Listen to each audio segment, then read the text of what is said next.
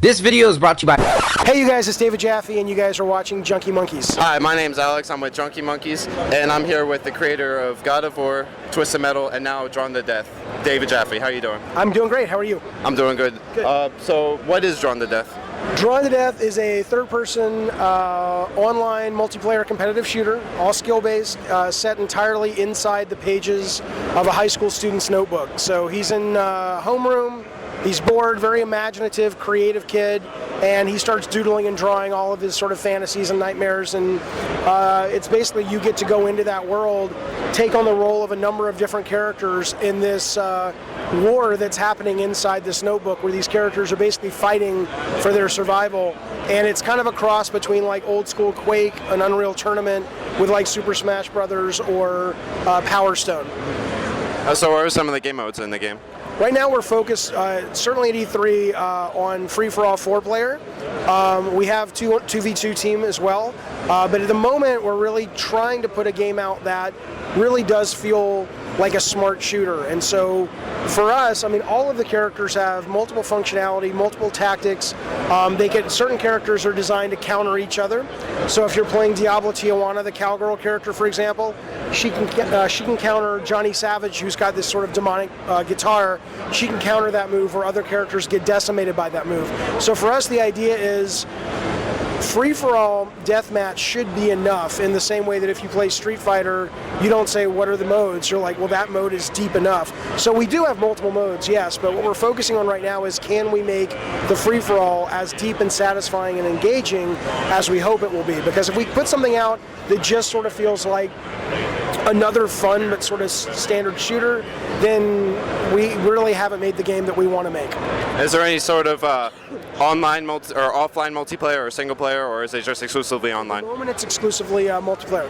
Have you thought about including any DLC from other PlayStation games, like kind of like Uncharted 2 did with like Infamous skin, Killzone skins? I think it's definitely, people have asked. People have said, hey, we want a Kratos skin, we want a Sweet Tooth skin, whatever, which I understand. Right now we want to establish the brand and the world and the characters that are sort of, just natural for Drawn to Death, and eventually that might be fun, but we're not looking to sort of immediately do that. We're looking to really build a unique brand built around the characters that sort of inhabit that world naturally, and then we'll see. Yeah, now for my next question, I need to know, have you seen the movie Superbad? Oh, with Jonah Hill? And, yeah. Have you thought about introducing characters like that? You mean just like a giant cock that's walking around? A character like that? Anything resembling a penis. For you guys, I'll tell you what, we'll make an exclusive dick character just for Junkie Monkeys fans, okay? But what I would say is, I'm sorry, I'm having a coughing fit. So so watch this.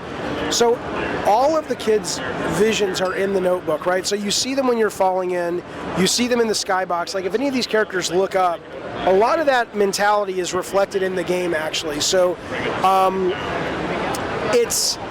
we're trying to find that balance, because there's definitely some sort of body jokes in here, and there's sort of some shit jokes in here. In this level alone, you can find the sewer, and there's basically this butthole in the sewer, and you can shoot it, and these two hands made of graffiti open the butthole, and then you can basically go into the poop, and it shoots you up into the level. I'm hoping somebody will do it, because it's here on the show. You can do it at the show. So we're absolutely not. We're not hiding from the fact that most kids in high school, while they're also mature kids and smart kids, and this guy who's doing this, if you walk around the level and read some of the stuff that's written and study the story, he's a guy who's dealing with his parents' divorce, he's got a girlfriend he's dealing with, he's got a guy who beats the shit out of him every day that he's dealing with that. But there's also that kind of sort of, he's still a kid, and he still has all these things like boob jokes and shit jokes that make him laugh, and that's represented as well.